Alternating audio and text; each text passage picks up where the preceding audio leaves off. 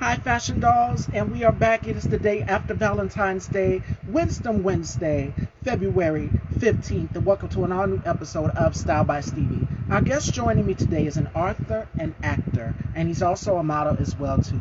Joining me today, ladies and gentlemen, we have Cornelius Jefferson. So without further ado, let's welcome our incredibly handsome special guest, Cornelius Jefferson.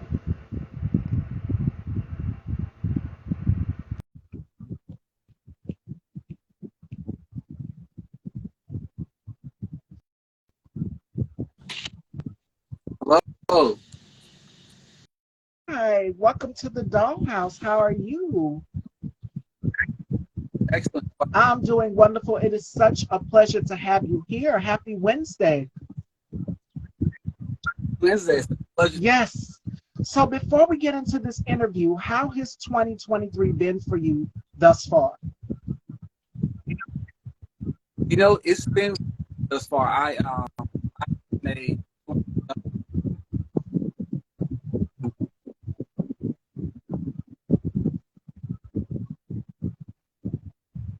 and Your sound is going in and out. Yes, I hear can hear you me. now. I was I'm up in a play. Out. Okay, okay. And you went on to do so. You also have a book out, Challenges, Healing Through the Journey. We'll talk about that as Yes. well too. It is available at Barnes and Noble, so make sure you guys go and pick up your copy. So let's get started. Let's start the journey. Now you are an Atlanta, Georgia native. So tell us, how did you get your Yeah. start into acting? Because you're not only an actor, but you model as well too. So you do it all. Yeah. So I got started. It was actually high school when I was about 11. I, I wanted uh, the school uh, and after put out myself, I really smart by the night. Told them about myself and my mom.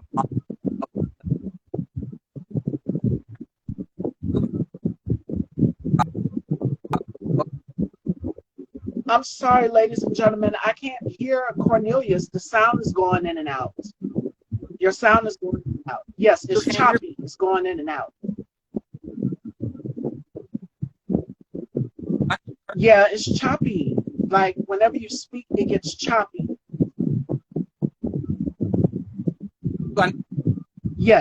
Try to buzz. Ladies and gentlemen, we apologize for the technical difficulties here. Oh, oh, get off. Yes, go get your buds and then you can come back and I'll add you back. Ladies and gentlemen, we are here with court actor, Okay. author, and model Cornelius Jefferson. We are having some sound issues. We are going to be back.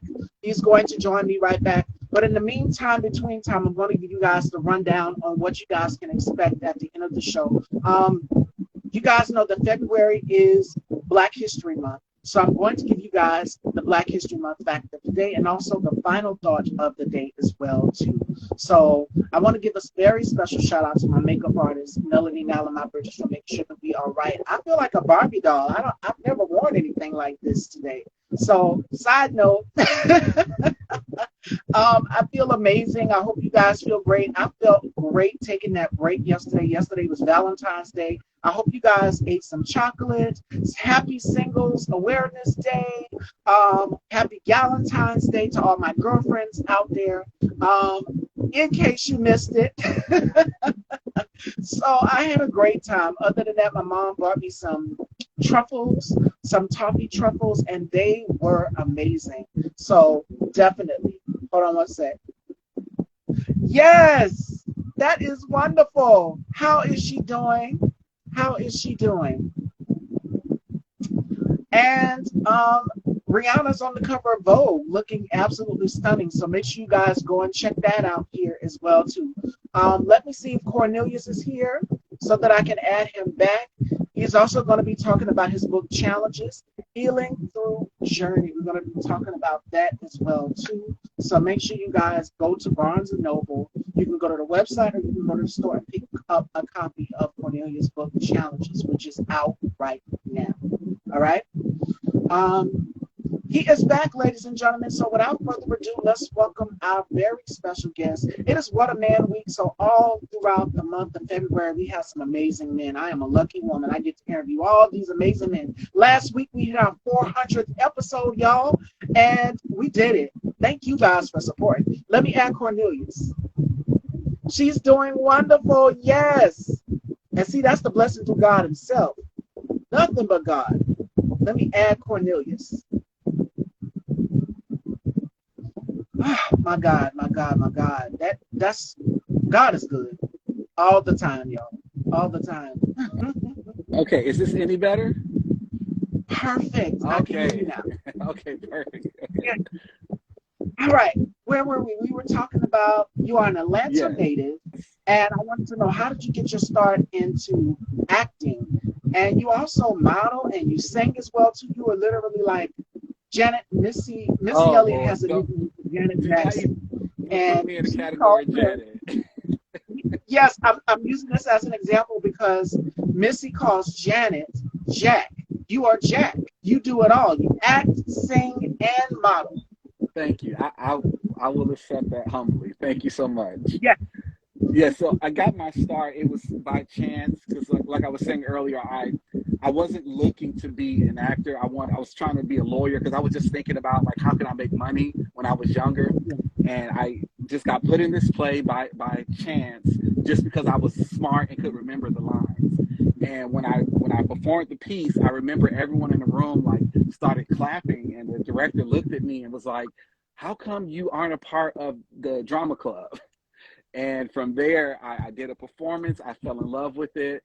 And I went to my mom and was like, "Hey, I think I want to try this outside of school." And so we started doing some auditions outside of school, and I started booking things. And I was only 16 then. And so I was booking things and acting and performing here in Atlanta. And then I went to school in Miami, University of Miami, studied theater there. And that's how I got my start.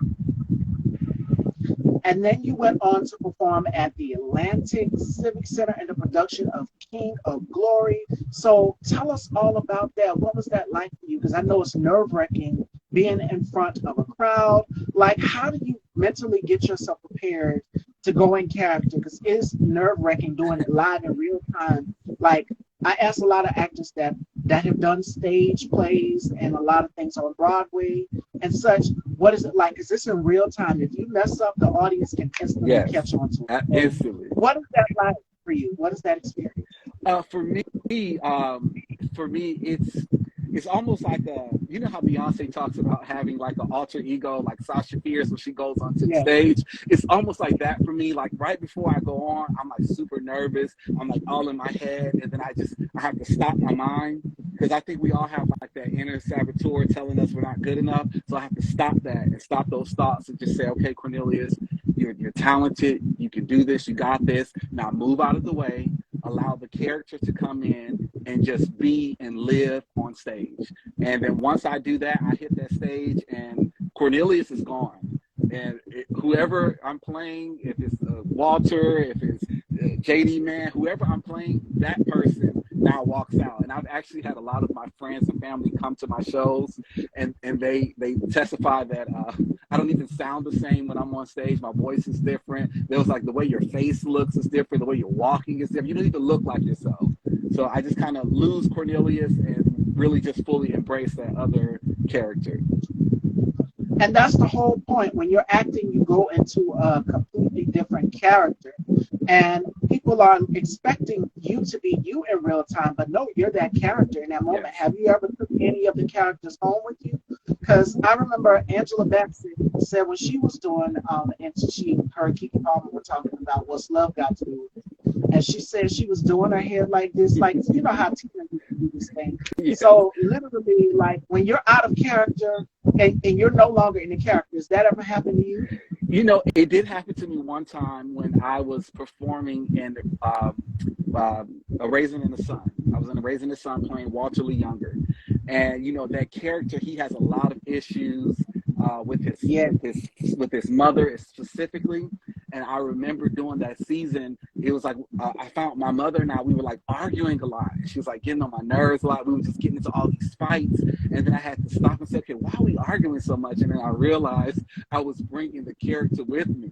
And then I had to, like, on my way home from rehearsals, just like, just let Walter lead, let Walter stay at the theater, let Walter stay at the rehearsal. Like, don't come home. We're not going to bring any more problems with me. Right. 100%. 100%.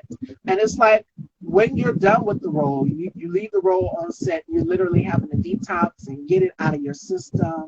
Now you've got the lead role and Hurley Victorious as Cornelius. And tell us a little bit about that. What was it like getting the lead role? That was I think I was 17 or 18 then when I did that show, Pearly Victorious, and that was my first lead role. I was really excited about it. It was a lot of work, a lot of lines, but I'm that person that I'm sometimes like an overachiever. Like, I'm that person that I don't know just my lines. I know everybody's lines in the show. So if you're like forgetting your lines, I'm like feeding you like what your lines are. I was really excited. So I kind of just like, I went the extra mile because I just really wanted to do a really good job. And it was very fulfilling. And that was, during that show, was the reason that I decided to go and major in theater at the University of Miami. It was that show that was like, you know what, I'm going to major in this.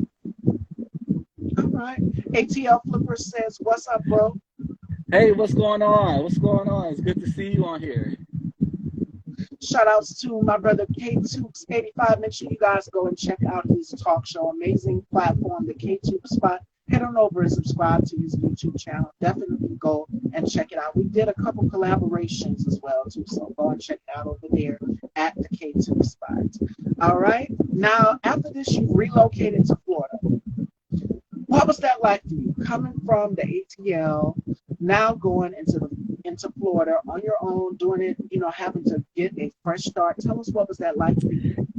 It was a little like nerve-wracking kind of, because I was 18 years old, leaving all my friends and family, going down to Miami by myself. I didn't know anyone down there. I had never been on my own before, but I really and fully enjoyed the experience and the journey. It helped me to grow and mature because I didn't have anybody to lean on. I had to, gird myself up and do the work and figure things out. So I really enjoyed my time in Miami. It was a great experience. And you attended the University of Miami. I know Mama is proud. What was Mom's reaction when you made the big move to Miami, Florida? She was excited. She was, my mother is the type that, she don't like to show you her emotions off bat. She likes to pretend like she's fine and everything is good, but then behind closed doors, she gonna like break down and cry and wail into the pillow. That's my mama. And so she just, she was very supportive, and she was like, "You can do this. I'm proud of you." And I'm a mama's boy myself, so she knows that if I see her crying, I'm gonna start crying. So she purposely like won't show that she's sad or like, I'm gonna miss you, just so that I can be okay. And you've studied jazz, tap, and ballet. Yes. So what was it like having to study all of these dance moves? And then that led on to you doing Fame the musical as Tyrone Jackson. Yes. And as Clarence Bigsby and Sam Holiday. So all of these things just started coming your way. You move here being 18 and now having to do that big shift. And then it's all coming to fruition for you. So what was that like for you? It was actually so amazing because I had always wanted to do a musical. I love musical theater. Like, Rent is one of my favorite musicals of all time. So I just really wanted to just, live my life on stage and sing, dance, and, do like the big belting number and like hit the pose and the lights flash. I'm dramatic. So you're going to learn that as this interview goes on. But I just really was looking forward to that. And I actually booked that show by chance. I was walking, I was hanging out with my friends. I had on, because at that time, that's when like the baggy clothes were in. And so I was walking by, I had on these baggy jeans and this baggy shirt. I was walking by and I saw this sign that said Fame Auditions. And I was like, I think I want to go audition for this. And my friend was like, are you serious? And I was like, yeah. So I walked in, and I was like, hey, can I audition? And then they was like, well, we're already into the number, but just go to the back and try to pick up the piece, because they were, showing them a dance. Try to pick it up, and then you'll go with the last group. And so I rolled up my jeans, I had my socks on, and everyone's looking at me crazy because everyone has on their leotards, and here I am in my baggy jeans and my t-shirt, and they're looking like, who's this black dude in this audition with these like urban clothes on? But when I hit that stage, man, I was hitting every pirouette, I was hitting every plie, and they was like looking like, wait a minute. And so I ended up making it to the final round, and I got cast in the show, and it was just an awesome experience. I really loved it. One of the best shows I was able to be a part of. Then you did Sam Holiday, No Business for Love. You were casted as Brother Boxer and James Baldwin, who's one of my favorite authors, the Amen Corner. Yeah. So it just kept, all of these opportunities just kept coming your way. It's just like something you've dreamt about doing for a very long time, now coming into fruition to be able to do it, what you passionately do. So what's it like? You're now on your own, off on your own. Mom's not there, and you're coming into your own as an actor, as a model, as an artist. What does that experience and that feeling do for you? It's amazing because, one thing that because I have a son, and one thing I always tell him is you don't want to just have a job, you want to fulfill a purpose. And so it feels so great to be able to live out my purpose in life, to live out my passion and get paid for it. It's one thing to do what you love. It's another thing to do what you love and get paid for it. And it's another thing when it's also fulfilling a part of your purpose, and you're touching people, you're touching hearts, you're changing lives. Like, that's like, my heart is really for people. I love people. And so it's so rewarding to be able to fulfill my purpose in life.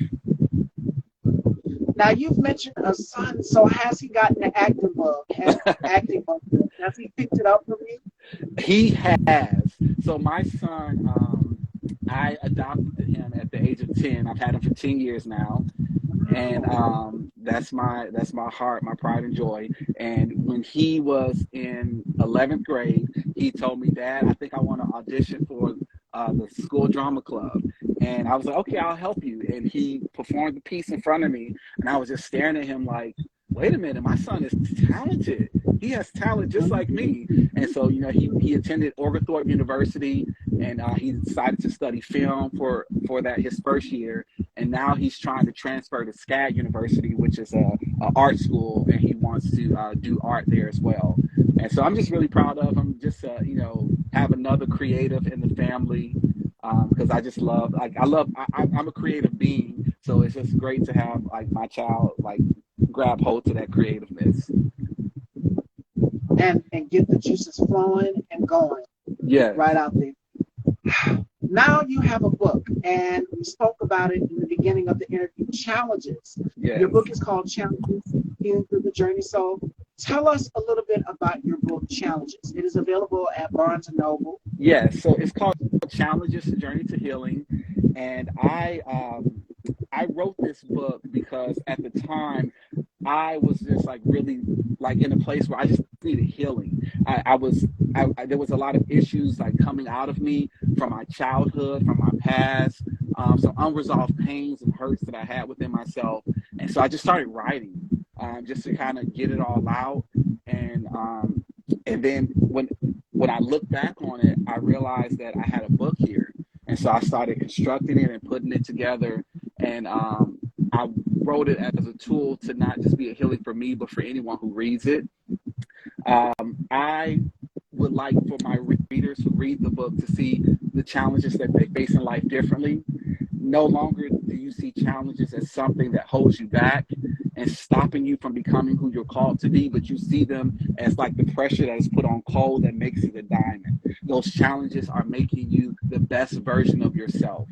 And in the book, not only do I talk about the challenges that I face in life, I'm walking the reader through their own personal journey to healing as well.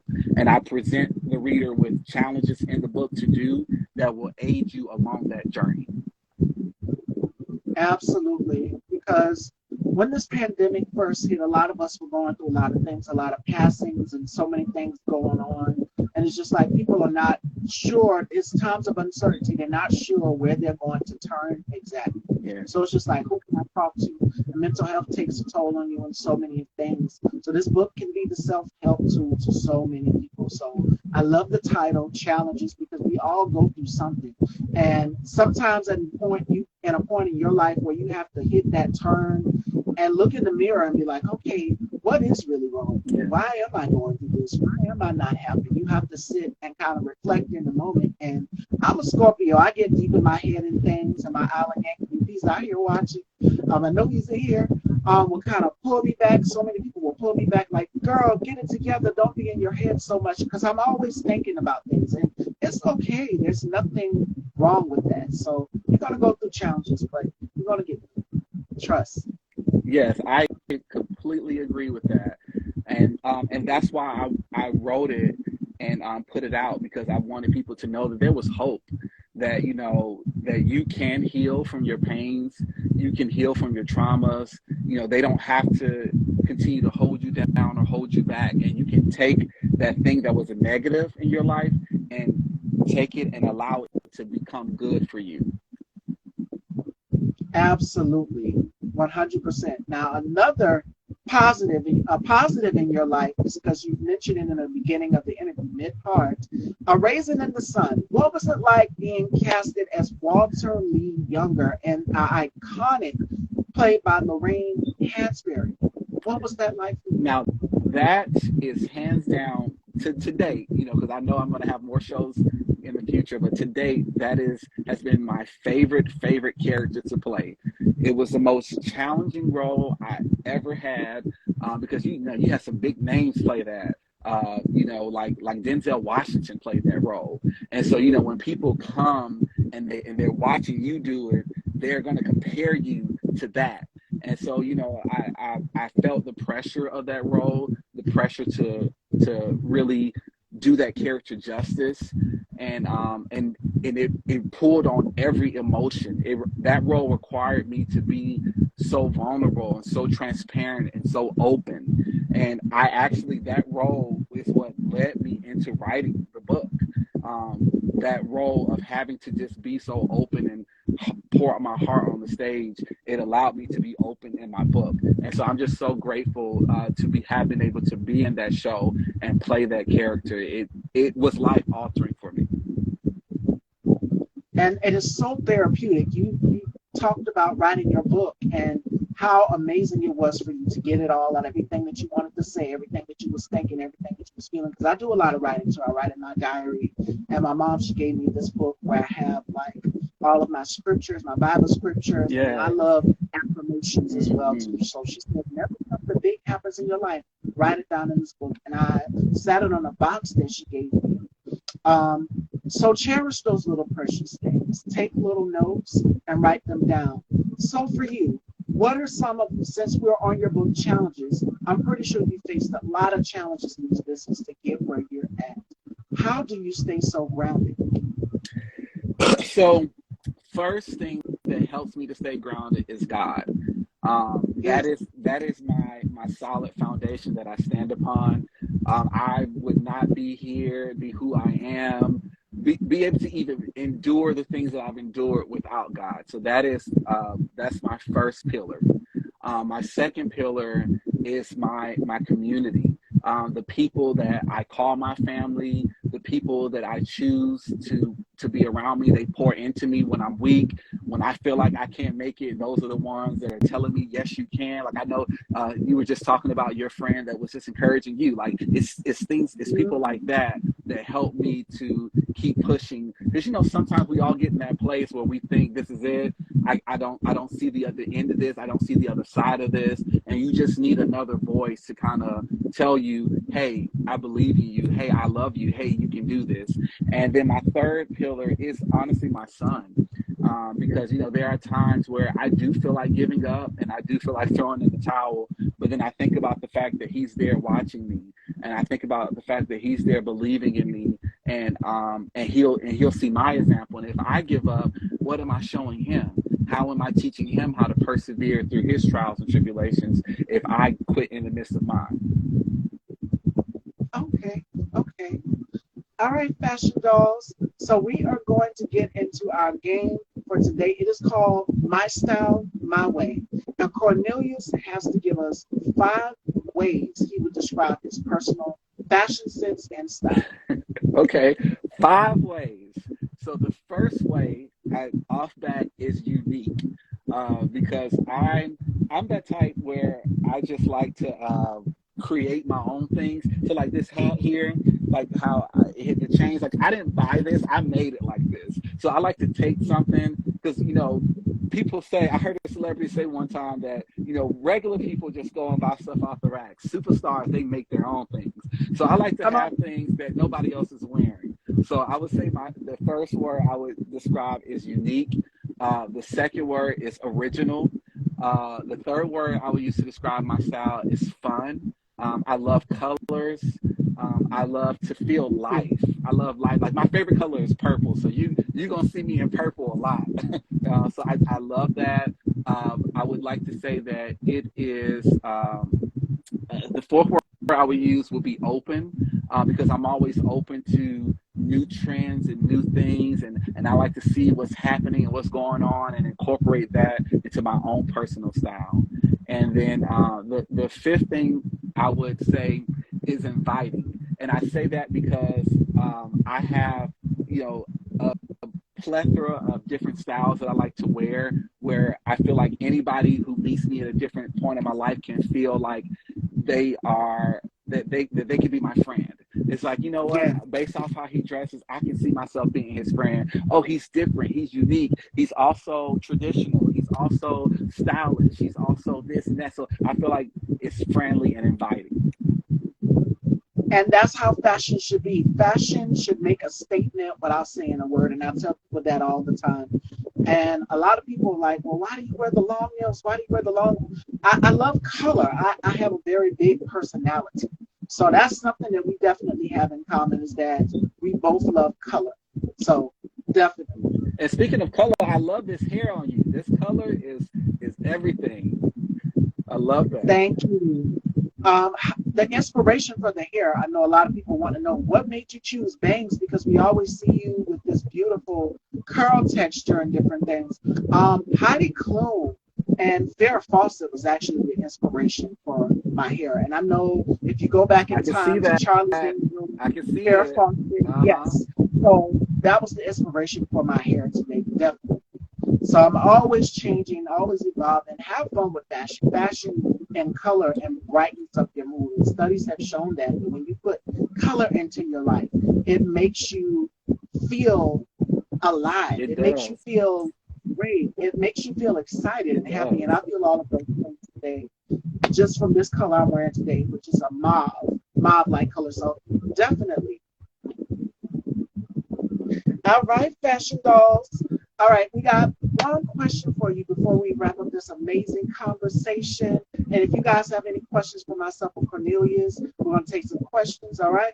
So my last question for you is, if you could go back in time, because you've been doing this for a very long time, acting, singing, modeling, you've done so much throughout your career. So if you could go back in time, what would you tell your teenage self?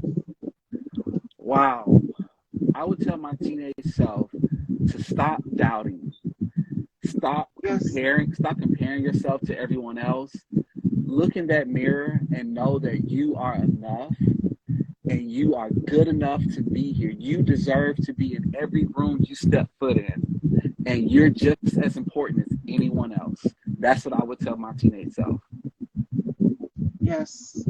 And a lot of teenagers that are watching this, because there's so many people that want to get into acting, that want to do theater, and don't realize the hard work ethic that goes behind it. So just watching this conversation can hopefully help someone who is watching out here that is trying to get into the business. And this information is free. You don't have to pay a thing for it. So there's so many classes, so many instructors out here that can teach you if you want to go learn how to act, if you want to learn how to sing. There's an instructor. I'm one of them. I teach acting classes myself. All right. So would you open would you be able to give people lessons? Absolutely. You can reach out to me at Royal Dramatics at gmail.com. Just send me an email and with an inquiry, and I can send you over, my lessons, prices, quotes, all of that, and give that to you. I have a client now who, she started with me back in October, and she now has been booked by a talent management agency. She's been going on auditions. She auditioned for a show, and she was in the final running. It was between her and another woman, and she got to that final round. They went with the other woman, but she got to the final round. I was just so proud of her for even getting that far. And so, yeah, I teach acting classes, and because it's my heart and my love, and so I love to pour into other people that have a passion and desire for this as well. Absolutely. You guys heard that. So if you guys are looking to take lessons, you guys can hit up Cornelius Jefferson. And in the meantime, also make sure you guys go and purchase his book, Challenges: The Journey to Healing, which is available right now at Barnes & Noble. You guys can go to the website and check it out, and go to Cornelius' website as well also. So support, support, support. There are so many people out here that are looking to ingest knowledge, who want to become actors, who want to become singers, but don't realize there's a lot of work behind the scenes. And hopefully this can help you guys out that are at home watching. So we're going to close out this interview and conversation if we don't have any more questions, Fashion Dolls, with today's Black History First, because Black History Month is in February. So today's Black History First is Dorothy Height. Now, she has led the National Council of Negro Women since 1957. The protege of Mary McLeod Bethune, was a major leader of the freedom movement. So today's Black History figure we are honoring is Dorothy Height. Never forget her. All right, and the final word of the day comes from another historical Black history figure, which is Thurgood Marshall, and he was the first African-American U.S. Supreme Court member. His word goes like this: in recognizing the humanity of our fellow beings, we pay ourselves the highest tribute. So remember that. Remember that, Fashion Dolls. Recognize the humanity and the individuality of everyone out here. We all have something that makes us distinctive and unique, and something that sets us aside. I might not be like a Jennifer Hudson. I might not be like Oprah. I'm my own personality. I'm Miss Stevie.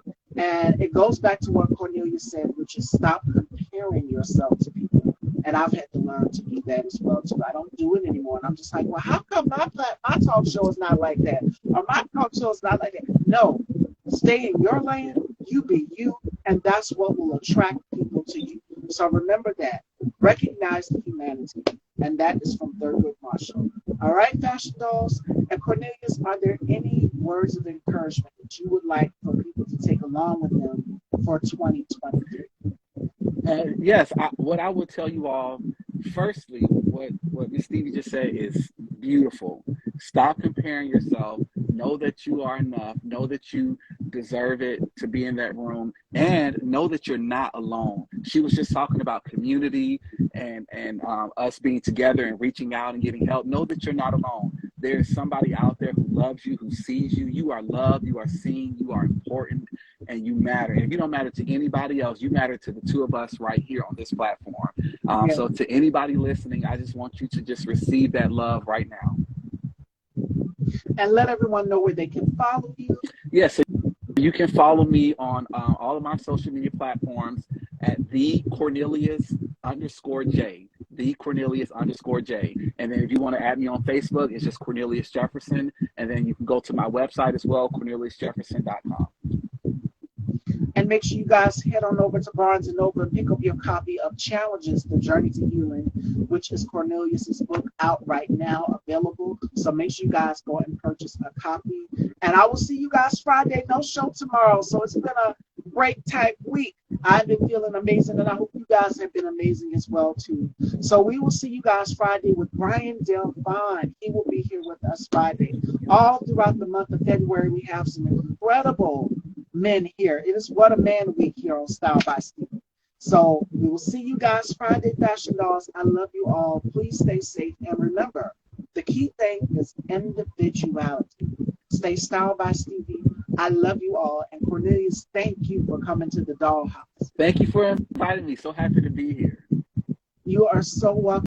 Take care, Fashion Dolls, and go catch up on your missed episodes of Style by Stevie. Head on over and subscribe to Style by Stevie Daytime on YouTube. And you can catch some of the past episodes throughout last week up until this week. Catch up if you missed anything.